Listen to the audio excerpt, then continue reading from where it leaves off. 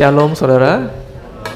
Sekali lagi shalom bagi kita yang juga di rumah. Puji syukur kita hari ini mengikuti rangkaian khotbah tentang disegarkan. Kita diingatkan bahwa kita butuh disegarkan dengan kembali kepada Tuhan sebagai sumber. Dan hari ini kita akan merenungkan pentingnya disegarkan dengan saudara dan saya punya istirahat yang cukup. Istirahat, berhenti sebentar atau kita sebut dengan tidur, itu penting dalam kehidupan kita, bahkan dalam hal yang rohani. Saudara, kenapa khotbah-khotbah seperti ini disampaikan? Kelihatannya kok tidak rohani, judulnya istirahat. Tapi ternyata Tuhan memandang penting namanya istirahat ini. Saudara, kita akan buka paling tidak ada 2 ayat. Ada 1 ayat nanti tidak dibuka tapi akan dibahas. Kita buka terlebih dahulu Mazmur pasal 4 ayat yang ke-8, saudara. Mazmur pasal 4 ayat ke-8, yang di rumah boleh dapatkan di layar. Mazmur pasal 4 ayat yang ke-8. Di buku ayat 9. Kalau di HP ayat 8 ada perbedaan penomoran, saudara. Saudara dapatkan dengan kata pertama dengan tentram. Itulah dia ayat yang kita akan baca. Mazmur pasal 4 ayat 8. Yang sudah ketemu katakan amin. Kita baca, yang di rumah juga boleh baca. 1, 2, 3. Dengan tentram aku mau membaringkan diri lalu segera tidur. Sebab hanya Engkaulah ya Tuhan yang membiarkan aku diam dengan aman. Pemazmur mengatakan dengan tentram, with peace, aku akan membaringkan diri lalu tidur. Karena Engkaulah Tuhan yang membuat aku tidur dengan aman. Saudara, dari ayat yang kita baca ini, pemazmur mengajar kita, saudara, menyadari bahwa untuk kita bisa punya istirahat yang baik, bisa tidur, dibutuhkan sikap hati yang tepat. Ayat yang kita baca menunjukkan pemazmur mengakui dengan tentram aku butuh istirahat, aku butuh tidur. Tapi dia membawa sikap hati yang tepat. Apa itu, saudara? Sikap hati yang mengakui bahwa Tuhanlah Tuhan dan dia bukan Tuhan. Tuhanlah yang memegang kendali, Tuhan yang mengatur semuanya, dan dia bukan Tuhan. Dari apa yang kita baca, pemazmur mengakui bahwa saya bukanlah siapa-siapa tanpa Tuhan. Dengan tentram aku bisa tidur sebab Engkau Tuhan berada di sisiku. Lagu yang terakhir kita nyanyikan tadi, Engkau berada di sisiku Tuhan, memulihkan jiwaku, menolongku. Mengetahui Tuhan ada di sisi kita, itu sikap hati yang kita butuhkan, saudara, supaya kita bisa menyegarkan diri dengan istirahat. Saudara, manusia siapapun itu punya kecenderungan pengen mengendalikan semuanya. Betul? Pengen atur semuanya, pengen kontrol semuanya, pengen apapun seperti yang dia inginkan. Kalau tidak berjalan seperti dia inginkan, dia akan rasa gelisah, saudara. Dan banyak orang, saudara, seakan-akan ingin menjadi Tuhan yang mengatur semuanya. Ngatur kesehatannya, ngatur keuangannya, ngatur bahkan persoalan pemerintah pun kelihatannya dia pengen ini, pengen itu, seakan mengatur semuanya. Kebenarannya, saudara, kita butuh sikap hati yang tepat menyadari ada Tuhan dalam hidup ini yang mengendalikan semuanya. Saya bukan siapa-siapa tanpa Tuhan. Saya butuh Tuhan menyertai saya. Saudara, sadari bahwa kita tidak mampu menanggung beban ini seorang diri. Kebanyakan kita susah istirahat. Mengapa, saudara? Karena berpikir saya harus nanggung banyak hal. Saudara, ada orang sudah diranjang pun tidak bisa tidur. Betul, saudara? Bukan di meja di kantor, di kursi kantor, bukan di balik meja di toko, bukan, saudara. Bukan berdiri di dapur, bukan. Sudah baring di ranjang, tapi dia nggak bisa tidur. Mengapa, saudara? Banyak hal yang dia pikirkan. Dia berusaha menanggung semuanya seorang diri. Dia berpikir bagaimana mengubah pasanganku. Bagaimana aku bisa dapat pelanggan lebih banyak. Betul, saudara, kita harus pikirkan banyak hal untuk memperbaiki hidup. Tapi sadari, hidup saudara dan saya tidak dirancang untuk dijalani sendirian tanpa Tuhan. Sejak penciptaan, Adam ditaruh di Taman Eden, Tuhan terus menyertai. Diberikan Hawa, Tuhan hadir menyertai. Tidak pernah Adam disuruh merawat itu Taman Eden bersama dengan Hawa, lalu Tuhan lepas tangan. Tuhan menyuruh mereka tanggung jawab, kelola, bangun dengan sebaik mungkin. Tapi penyertaan Tuhan pun terus hadir menyertai. Mengapa saudara? Karena manusia tidak dirancang untuk hidup tanpa Tuhan. Saudara, saya beberapa waktu ini saya nonton ada sebuah kalimat yang bagus. Ikan dirancang untuk hidup dalam air. Ya. Pohon dirancang untuk hidup tertanam dalam tanah. Kalau saudara keluarkan ikan dari air, matilah itu. Betul? Saudara cabut pohon dari tanah, habislah itu. Manusia dirancang untuk hidup dalam Tuhan. Kalau di luar Tuhan, habislah dia. Tuhan Yesus mengatakan di Yohanes 15, seperti pokok anggur. Kamulah rantingnya, aku pokok anggur, kata Tuhan. Saudara mau pohon anggur semewah apapun, saudara gunting rantingnya, lama-lama mati. Semua orang tahu itu, betul? Untuk bisa hidup dan berbuah, ranting harus terus tertanam dalam pohon anggur. Itulah Tuhan. Kita punya habitat, kita punya kehidupan, nafas kita harus ada dalam Tuhan. Nah, banyak orang yang tidak kenal Tuhan, bahkan orang Kristen sekalipun berpikir, aku bisa jalani hidup ini seorang diri, menanggung masalahku seorang diri. Itu yang kadang buat kita stres, saudara. Sikap hati kita seakan-akan sanggup melewati semua, kita agak menyingkirkan Tuhan. Nah, banyak orang, saudara, yang kalau ingin istirahat sesuai dengan firman Tuhan, dikatakan dengan tentram, aku membaringkan diri. Mengapa? Ada ayat yang kita baca Mazmur itu mengatakan, sebab Engkau Allah yang membiarkan aku tidur dengan aman. Pemazmur tahu ada Tuhan yang pegang kendali. Ada Tuhan yang akan menyelesaikan masalah bagi dia. Ada Tuhan yang akan melakukan perkara yang mustahil. Ada Tuhan yang peduli. Itu saudara mengapa Tuhan Yesus bisa tidur di perahu ketika badai begitu luar biasa.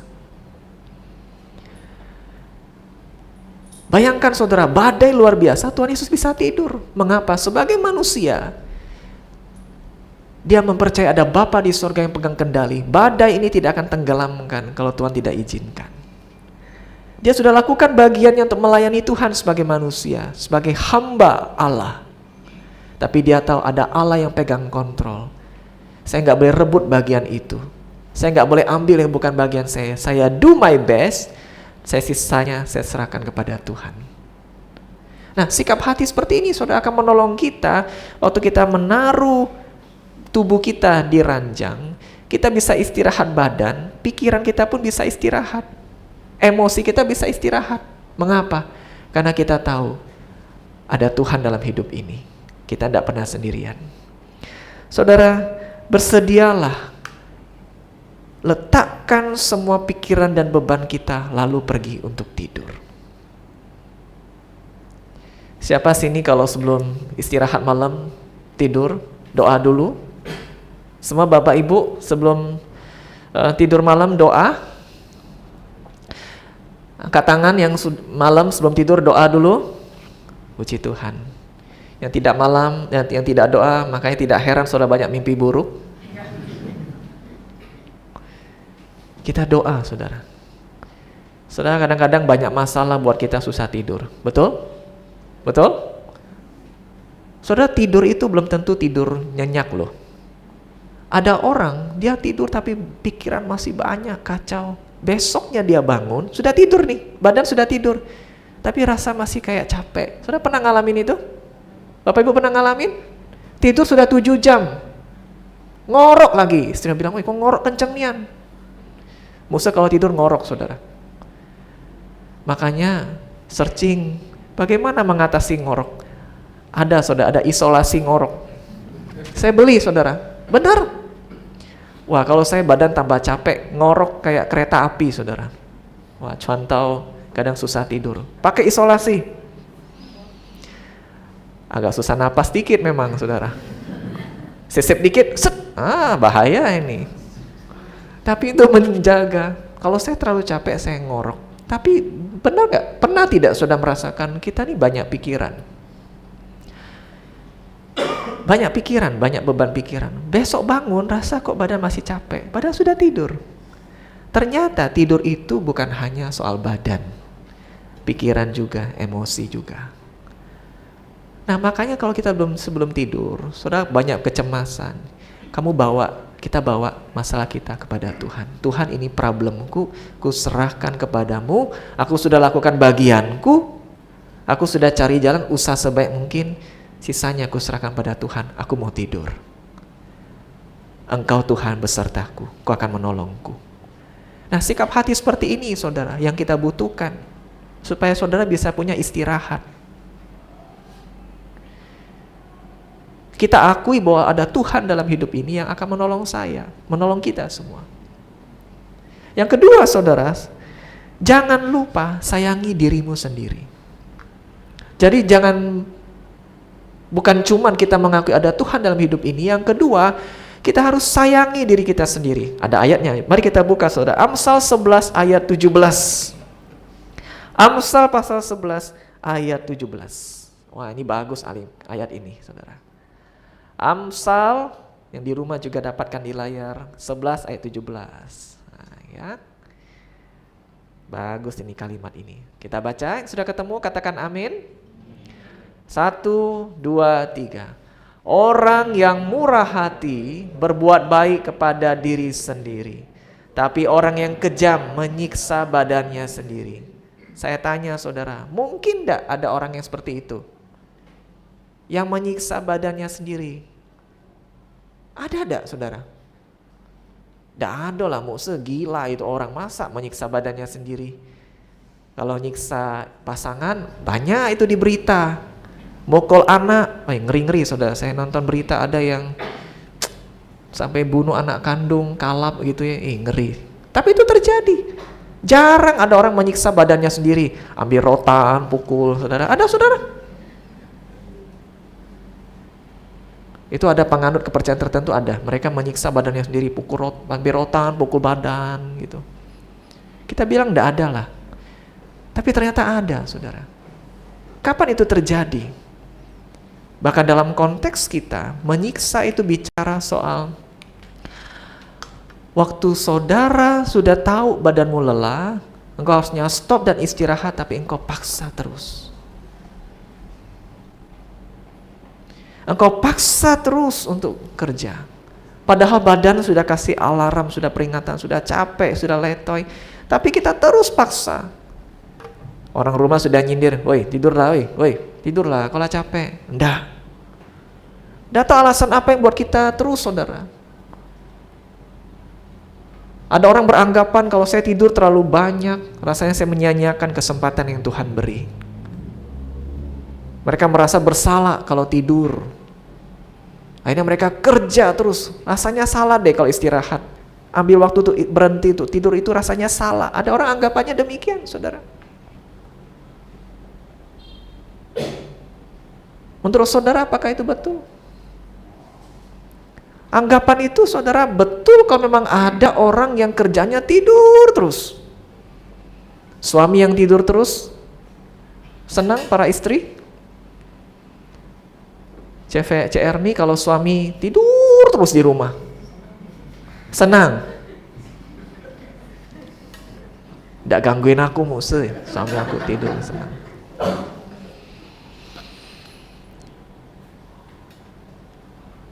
Febri kalau suamimu ping-ping tidak ada di sini, dia tidur terus. Ada orang begitu saudara, hobinya tidur. Anak Yud saudara, anak Yud pernah ditanya, kalau engkau ada hal yang kau ingin bisa lakukan dengan bebas dan menyenangkan dirimu, apa itu? Saya pikir jawabannya main game paling banyak. Ternyata tidak. Apa jawabannya saudara? Tidur. Wow. Mereka sejak anak Yud sudah punya impian sejauh itu saudara ya.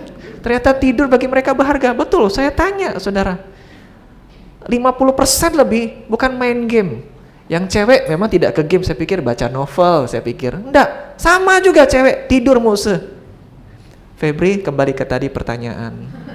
Kalau suamimu tidur terus, happy? Kalau tidurnya menghasilkan uang, enggak apa-apa. You are a money oriented. Tapi betul kan? Kalau tidurnya menghasilkan uang, ya silakanlah. Kayak video yang Musa pernah putar, saudara, ingat? Asal dia kasih uang lancar, puji Tuhan. Tapi saudara, ada orang yang menganggap tidur itu salah. Padahal saudara, Tuhan pun menyadari dia butuh tidur. Ada dua tipe orang, saudara, yang bisa tidur kalau pekerjaannya selesai. Ada orang tipe kedua, dia bisa tidur walaupun pekerjaan belum selesai. Musa tanya coba, Bapak Ibu Saudara yang di gereja, siapa di antara kita yang bisa tidur waktu pekerjaan belum selesai tetap bisa tidur? Angkat tangan. Puji Tuhan. Puji Tuhan. Jangan malu, saudara. Puji Tuhan. 1, 2, 3. Cuma 3? Pak Kiki bisa tidur kalau pekerjaan belum selesai? Gak bisa. Alung? Gak bisa. Irwan? Gak bisa. Ai? Helen? Bisa. Siapa di sini yang hanya bisa tidur waktu rumah sudah beres, job kita sudah selesai, selesai baru bisa tidur? Siapa di sini yang bisa tidur hanya kalau pekerjaannya selesai? Angkat tangan. Banyak ya, banyak. Selebihnya bagaimana tidur saudara ini? Saya, saudara, tipe orang yang hanya bisa tidur kalau pekerjaan selesai. Tapi kalau kita pikir baik-baik, pernah tidak pekerjaan itu selesai? Ibu rumah tangga, pernah tidak gawe itu selesai? Tidak ada selesainya, Ai, betul? Ya, ibu-ibu rumah tangga? Kita yang kerja di kantor, karyawan, pernah tidak benar-benar selesai hari Sabtu? Selesai nih, tidak ada lagi. Pernah? Pernah, tapi tidak sering itu terjadi. Nah, saudara, Tuhan Yesus pun, waktu dia tidur, saudara harus tahu, orang-orang yang mengharapkan pelayanannya masih banyak. Kesibukannya masih menuntut. Tapi dia capek, dia berhenti, dia stop, dia tidur. Dia ambil waktu untuk istirahat. Istirahat bukannya bicara soal tidur. Satu waktu, Tuhan tahu para muridnya sudah melayani, pergi, kecapean.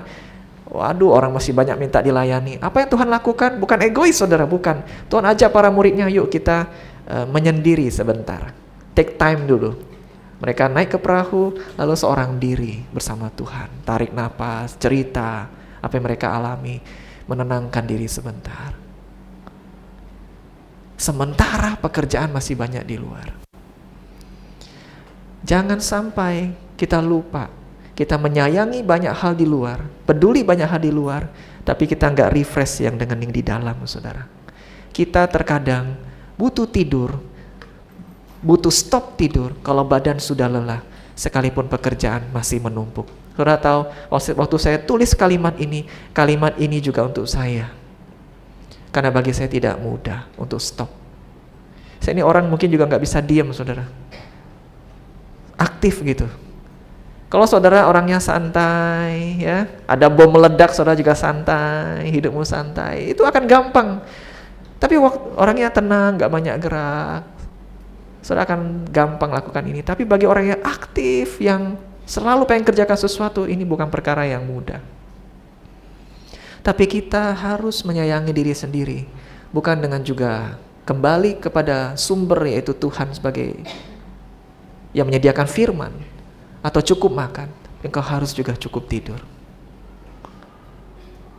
Nah, saudara, ada yang menarik. Ternyata ada kaitan antara kesegaran rohani dengan kesegaran fisik kita.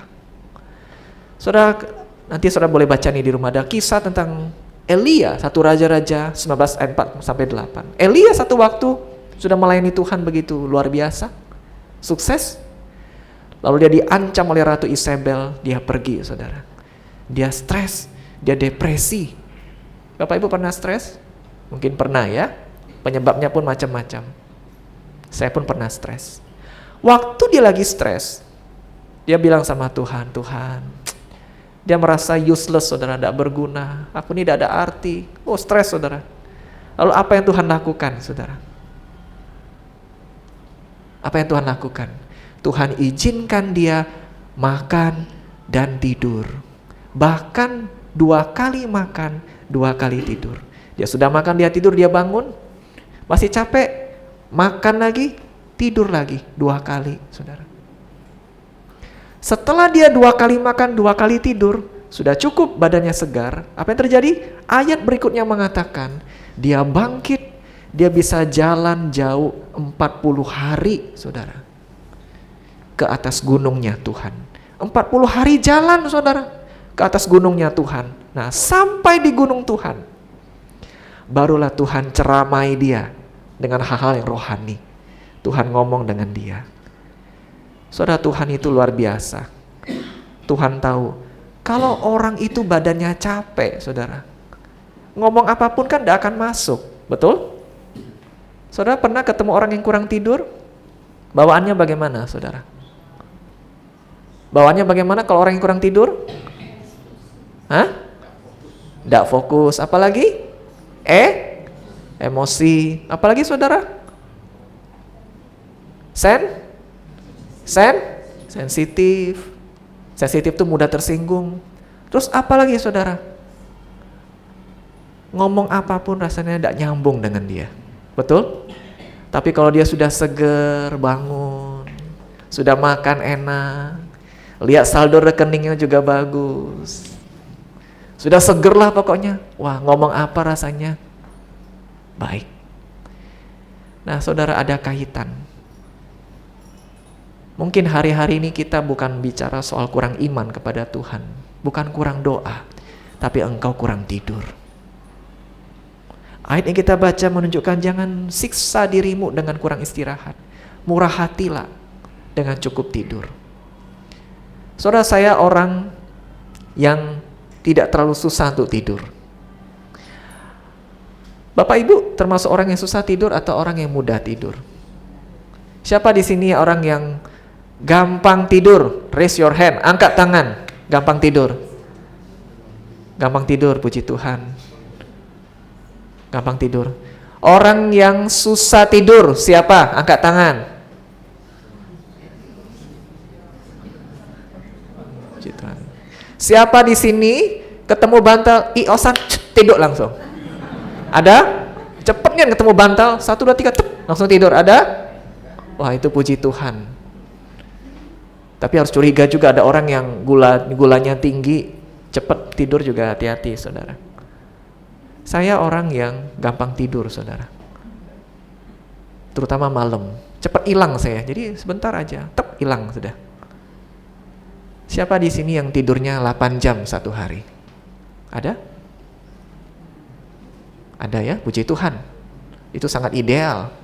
Ada yang tidurnya cuma 5 jam satu hari di malam hari? Ada. Saya tidur, saudara, malam jam 11. Jam 11 saya pasti tidur.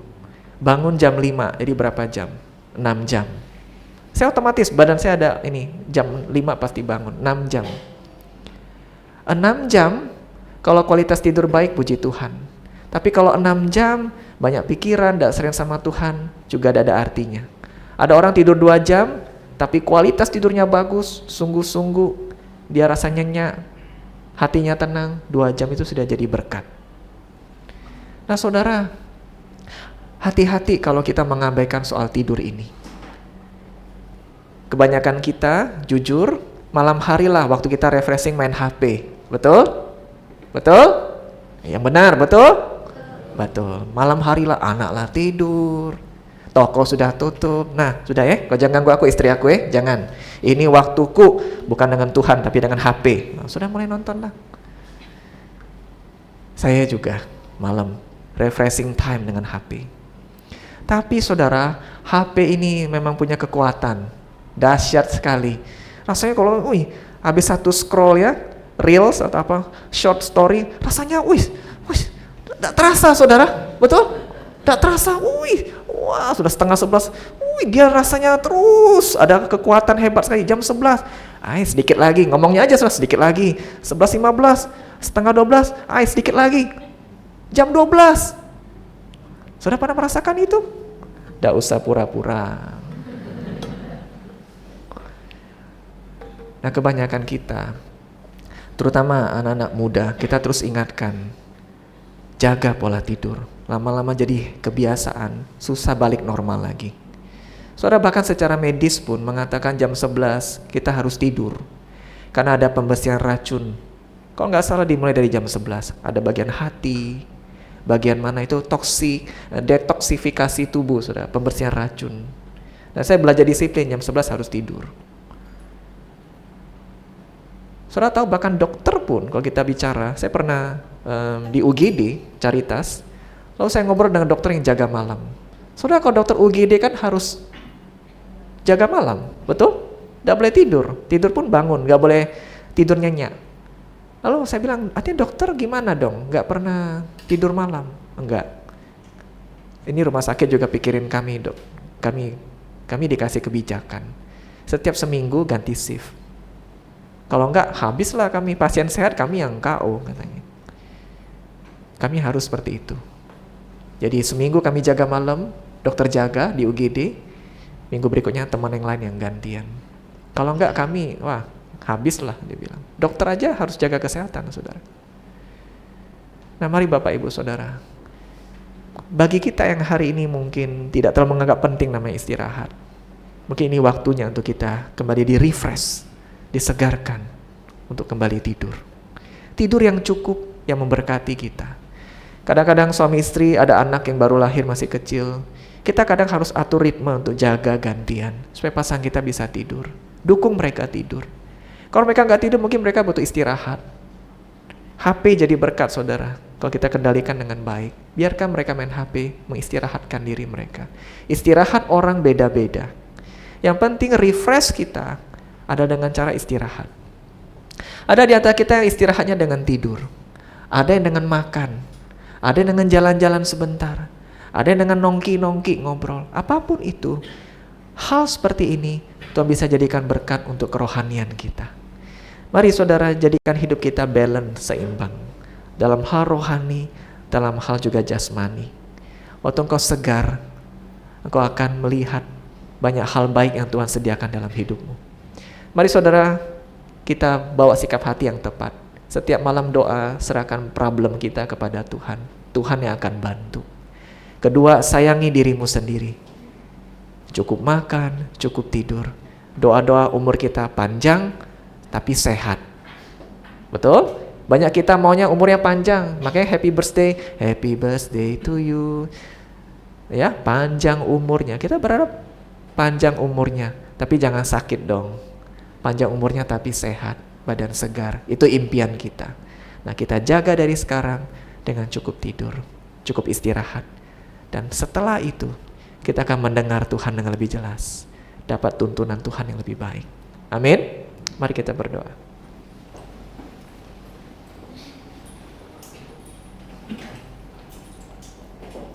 Saudara, ambil waktu sebentar di hadapan Tuhan. Mungkin hari-hari ini kita terus merasa penat, lesu, kelelahan, terkuras secara fisik, emosi, ataupun mental. Mari datang kepada Tuhan. Yang pasti Tuhan ingin kita mengalami kesegaran daripada Dia. Tapi jangan-jangan yang Tuhan tunjukkan adalah kita butuh break sebentar, istirahat sebentar di dalam keseharian kita. Waktu kita bisa mengasihi diri sendiri, akan lebih mudah Tuhan pakai kita untuk mengasihi orang lain. Mari katakan, Tuhan tolong aku, beri aku hikmat dalam menata hidupku, mempersembahkan waktuku, hidupku secara tepat seperti yang Tuhan inginkan. Mari datang pada Tuhan, saudara.